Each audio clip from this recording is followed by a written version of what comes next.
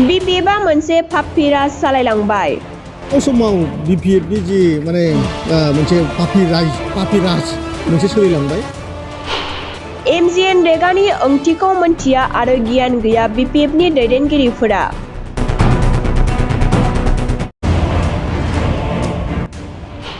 BPFनि MLA Rabiram नार्जारिया UPL सोरखारनि फारसे बाथ्रा बुंनायनि मोन्थाइ गैया। रबिराम नार्जारिया UPLआव हाबफैनो थाखाय सावरायगासिनो दं। दिनै BTCनि EM राकेश ब्रह्मआ MGN रेगानि बाथ्राखौ लानानै गोबां बाथ्रा बुंथिदों, जायनि थाखाय आथिखालाव UPL सोरखारा MGN रेगानि गेजेरजों जौगालु खामानि मावबाय थानायखौ सोंखारिदों आरो फिथा हास'नायनि सायाव बाथ्रा बुंदों। MGN रेगानि गेजेरजों मोनफ्रोमबो ओनसोलावनो फारि फारि खामानि मावलांनो लादों। MGN रेगानि गेजेरजों 600निबो बांसिन अंगनबादि सेन्टार खालामगासिनो दं आरो 200निबो बांसिन आसनिखौ MGN रेगानि गेजेरजों मावनो हायो होनना बाक्सा जिल्ला मुसलपुरनि भालुकडंगानिफ्राय कदमतलासिम थांनाय लामाखौ बेखेवनानै बुंथियो बिटिआरनि मावफुं सोद्रोमा राकेश ब्रह्मआ। बेजों लोगोसेनो BPFनि MLA रबिराम नार्जारिया UPL सोरखारनि फारसे बाथ्रा बुंनो मोन्थाइ गैया। बिथाङा सासे जाम्बा मानसि, बर' हारिखौ खावनै बोखावनानै गावजों गाव बुलाय होग्रा सुबुं। रबिराम नार्जारिया गावनि अजनखौ लाखिनो थाखायसो बायदिसिना बाथ्रा बुंगासिनो दं। MLA रबिराम नार्जारिया UPL दोलोआव हाबफैनो बिटिआरनि मावफुंगिरि प्रमद बर'जोंनो सावरायगासिनो दं आरो साननैसोनि उनाव हाबफैनो हासिगौ होननाबो बुंथियो। बेजों लोगोसेनो मुलुगनाव आइजो माहारि साननि गोथार हामलायथिखौ बावहरो। आइजो माहारिखौनो सिगाङाव दोननानै बिटिआर सोरखारा रांखान्थियारि, राजखान्थियारि आरो समाजारि बिथिंखौ जौगालु खालामनो गोबां थांखि लानायखौ फोरमायथियो मावफुं सोद्रोमा राकेश ब्रह्मआ।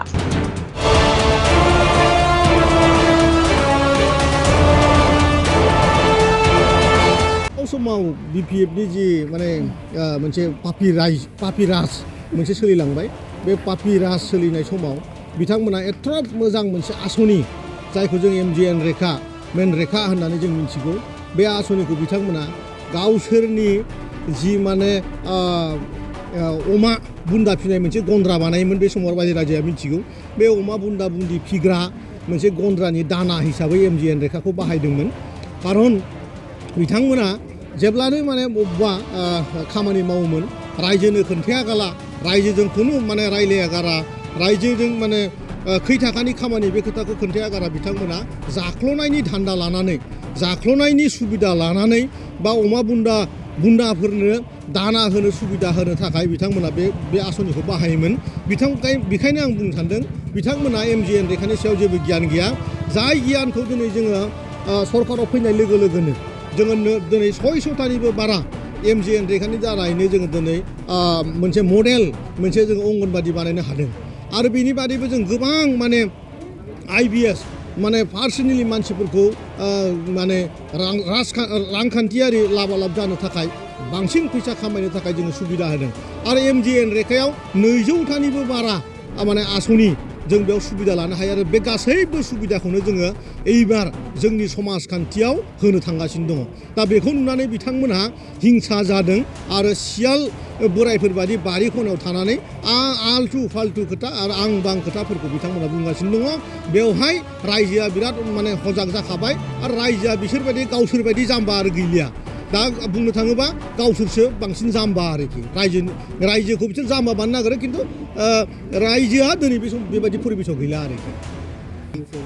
खोथाया जाहैबाय अख्रांनि हाथरखिखौ जों थुख्लायनो नागिराखै, अख्राङाव जों थांनो नागिरदों, बे सैथो गिबि खेबाव। आरो रबिराम नार्जारिया बे सासे एकदम माने जाम्बा मानसि, बियो माने हपलेस, बियो एख' बेहा खुनु माने चेन्ज गैया। आरो बर' जाथिखौ खावनै खालामनानै बेसेबांबा मानसि बुथारहोनायनि फाबा बेनावनो नांजोबखानानै दङ गतिके बेबायदि मानसिया दिनै UPPL सरकार BJP सरकारनि सायाव आसि थुनानै खोथा बुंनो बेहा जेबो माने पावार गैया राइट गैया आरो जाय मानसियानोखि गाबोन समफोरनो UPPL आव जइन खालामनो थांगासिनो दङ बारे बारे बिथाङा प्रमद बर'जों रायलायगासिनो दङ आथिं हमनानै माने सोथाब खालामगासिनो दङ बे खोथाखौ बिथाङा बुंना लायालागासिनो माने गावनि अजन देखायफ्लानो थाखाय मिडियानि सिगाङाव उल्था फाल्था खोथा बुंबाय थायो बेखायनो बिथांखौ खावलायदों आङो बिथाङा एसे माने जाहाथे माने मेडिटेसन खालामो जाहाथे माने बुहुम नाङैनो दिनै जोंहा आइजो माहारिनि मोनसे गोथार दिन बे गोथार दिनाव आं गासैबो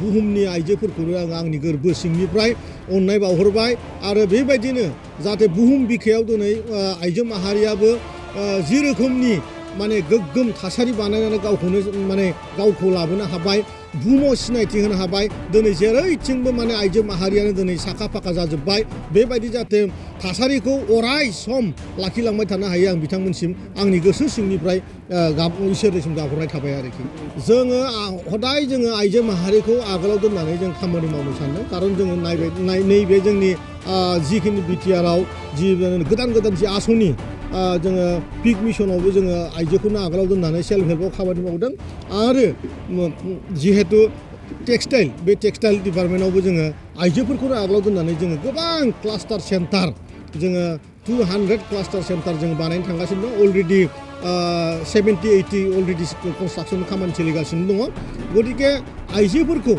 माने बांसिननिफ्राय बांसिन सुबिदा होनानै आइजो माहारिखौ गोजौ रांखान्थियारि जाहाथे गोजौ थाखोआव लांनो हायो बे सुबिदा जों आइजोफोरनो होनो थांगासिनो दं आरोखि बिटिआर सरकार सम जोंनि मुसलपुर समस्तियाव बिराद माने सबनिसायबो इम्परटेन्टसिन लामा कदमतलानिफ्राय भालुकदंगा फैनाय मोनसे लामा जायनोखि माने मुसलपुर माने केपिटेलखौ टाच खालामहैयो दिनै बे लामाखौ जोङो भालुकदंगानिफ्राय जानानै कदमतला थांनाय जे लामा बेखौ बिटिसिनि फैसाजों जोङो आधा खामानिखौ जों मावफुंनानै होबाय आरो ओजोंहाय आसाम सरकारनिफ्राय जानानैबो खामानि मावबोगासिनो दङ मुथुथे नैबे 2 मासनि गेजेराव बे लामाया कमप्लिट जागोन दा बेनिनो मोनसे पार्ट जिखुनु बिटिसि पार्टखौ जों दिनै कमप्लिट खालामबाय जों बेखौ दिनै बे लामाखौ 5.5 बहल आरो 1.5 किल'मिटार रास्ताखौ जों दिनै उद्घाटन खालामदों आरोखि